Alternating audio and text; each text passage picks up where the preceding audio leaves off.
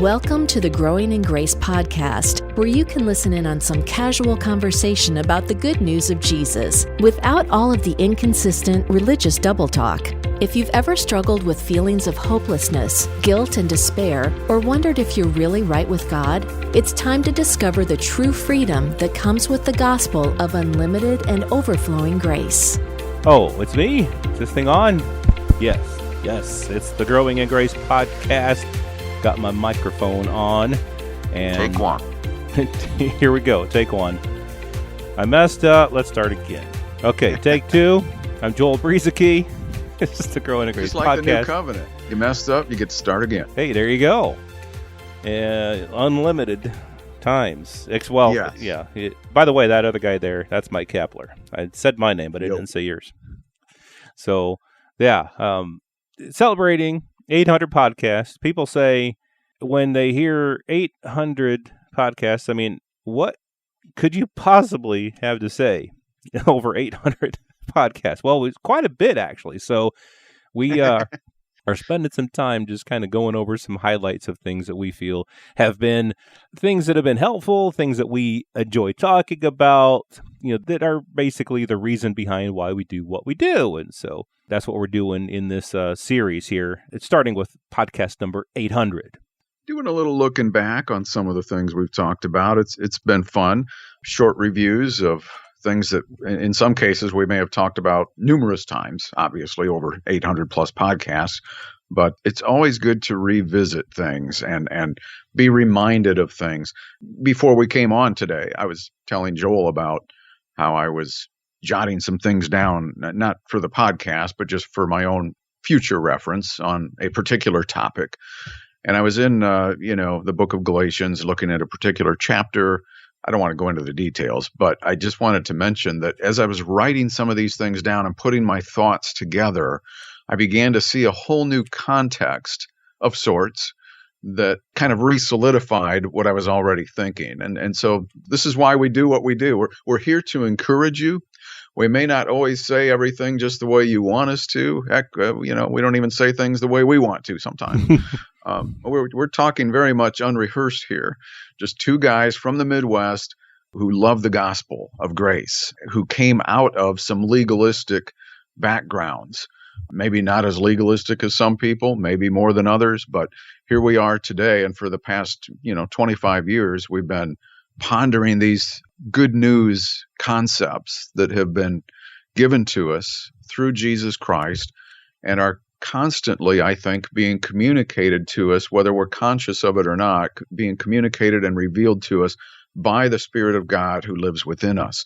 And so our ultimate goal here is to help you relax and rest in what Jesus has done on your behalf and be able to live from that instead of us trying to become something that we think we're not. It's who God has made us to be. So much of this program is based on understanding our identity in Him and the finished work and what that accomplished.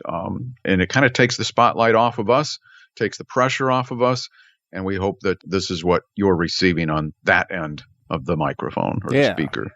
Yeah, definitely.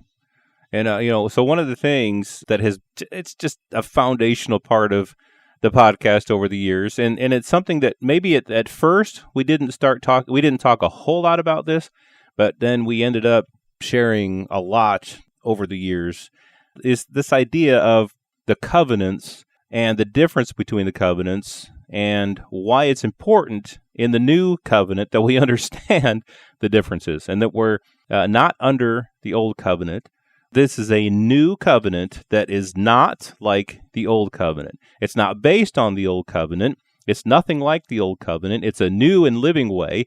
The book of Hebrews says it's better many times. It's so important when we try to understand, for example, the words of Jesus. When we try to understand some things that were said in the Psalms, like the words of David, he said, I meditate on your law. He says he meditates on that so that he would not sin. David was under this covenant of works. He was under this covenant of the law.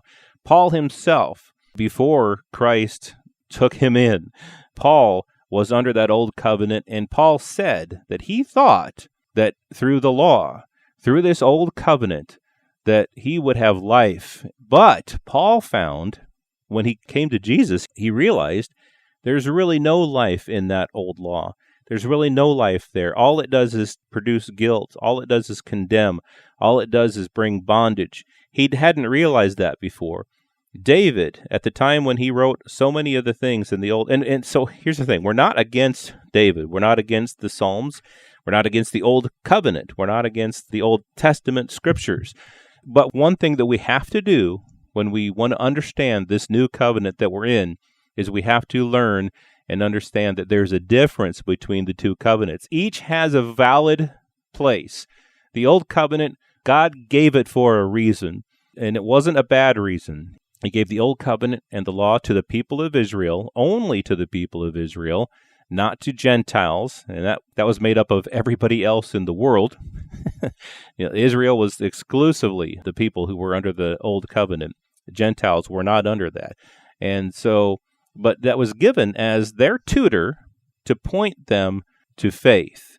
People think that the law, the Old Covenant, was given to help people to learn how to live. And so they look to the law.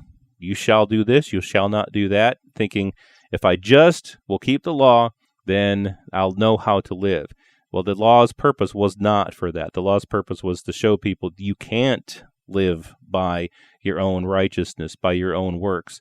And so that old covenant was given for that reason. And then when we go to the new covenant is based upon God's promise, God's oath to himself, not the people's promises to keep the covenant, but it was God's promise that he made to himself.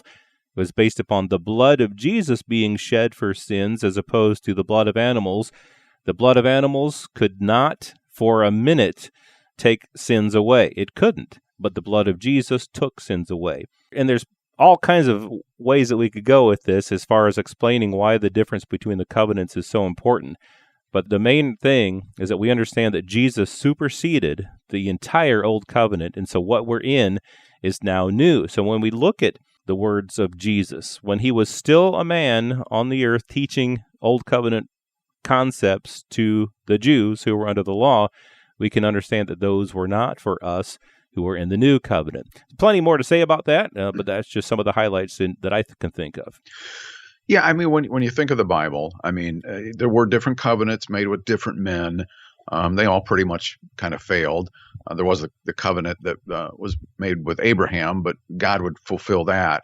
And so basically there are two primary covenants that the entire Bible revolves around. The old one that Joel was talking about that was given to Israel, by the way, not the rest of the world. It was a covenant where they were destined to fail through a covenant of works and laws and commandments that they couldn't live up to, which required perfection, but it was powerless to provide people with that perfection. Whereas, we find out, like in the book of Hebrews, for example, the writer says, on the one hand, there is the nullification of a former commandment because of its weakness and uselessness, for the law made nothing perfect. On the other hand, so we have two hands here, right? The old and the new. On the other hand, there is the introduction of a better hope through which we come near to God. And so this new priesthood that took place with Jesus, which was solidified at the cross and after the resurrection, this changed everything. It didn't revise the law. It didn't get rid of some stuff and keep some things. It completely erased the old way and started something brand new. And so, some people say, well, the new covenant hasn't even started yet. Have you ever heard that bunch before? I've heard that. The new covenant's going to be later because Israel hasn't accepted the terms to the agreement. Well, there's some covenant clashing going on right there. Because the terms to the agreement is what was taking place in the old covenant. God made a covenant with Israel. They didn't hold up their end of the deal. So God had to come up with something new and better, a guarantee that would not fail. How would that happen? Jesus would become the guarantee of that new and better covenant. In essence, Jesus is the covenant. God said in the book of Isaiah that I will give you as a covenant to the people. And by the way, he also said that he would be a light for the Gentiles. So this was going to be something brand new. As the writer of Hebrews said in chapter 8, this covenant, this new one, is not like the old one that was given to Israel when they came out of Egypt. They are totally different. And yet some people want to try to combine them. So this new covenant is not based upon us and what we do, or the Israelites and what they do or don't do. It's based upon what Jesus has already done. That's why Paul was able to say with confidence that he and many of his pals were ministers of a new covenant. Yeah. Something you had said in there was that the law required perfection. And I saw someone asked this question the other day, so no, it doesn't. I mean, that's the person who wrote that is misspeaking. And I'm like, well, Jesus said in the Sermon on the Mount, therefore you shall be perfect, just as your Father in heaven is perfect. It talks about in Hebrews how, like you had said, that animal sacrifices could make nothing perfect. Paul said that the person under the law, the man who does them, shall live by them. If you're going to live by the law, you have to actually do it. You actually have to do it, and not just try your best, but you actually have to do the law. And the people of Israel completely failed at that. They did not do that. That's why this new covenant was needed. God knew that, and he had planned all along for this new covenant to be in effect. But that law, again, was the tutor that would show these people that self-righteousness was not the way. Works to be justified, works to be perfect, their own works just would not cut it. And so the way to be perfect, the way to become perfect, is by relying not upon our own works, but upon the work of Jesus, the finished work of Jesus. He's the one who made it possible for us to be perfected. And in him, that's exactly what has happened. And so I was just talking about the words of Jesus in the Sermon on the Mount. That's sometimes things that confuse people because they see all of these things that Jesus said in Matthew 5, 6, and 7, the Sermon on the Mount, and they think that's a Christian teaching, but actually it's an old covenant teaching. Jesus is talking to the Jews, telling them the reality of what the old covenant is really about and how you have to be perfect. And in Galatians 3, or in Romans 3:19, Paul says that the purpose of the law was to make people guilty and to shut their mouths. And the Sermon on the Mount was a mouth-shutting sermon. People would hear what Jesus said and go, I can't do that. And so that's the purpose of the law. That was the purpose of the Old Covenant, to shut mouths, to stop people from justifying themselves in front of God by their works. And so the Old Covenant was needed for that reason, and there's a few other reasons as well. That's one of the main reasons of why it was given. And it's greatly contrasted with the New Covenant, which again is not based upon any of our works. The law is not of faith. The New Covenant is of faith. The way for us to become part of this New Covenant, to receive the benefits of everything that God provided for us through the New Covenant, is faith. The law is not of faith. You will not be part of this New Covenant if you do not have faith, if you're trying to keep the law. So that's one of the things that we've talked about over the years here on the Growing in Grace podcast. We've got a few more things we'd like to talk about in the weeks to come, looking back on our first 800 podcasts. Next week, looking at the book of Hebrews and how it explains the new covenant. We'll look at that next week right here on Growing in Grace. This has been Growing in Grace with Mike Kapler and Joel Brieseke, heard online through various internet sources around the world each week. Access past programs by visiting growingingrace.org. Share it with a friend and listen again next week for more Growing in Grace.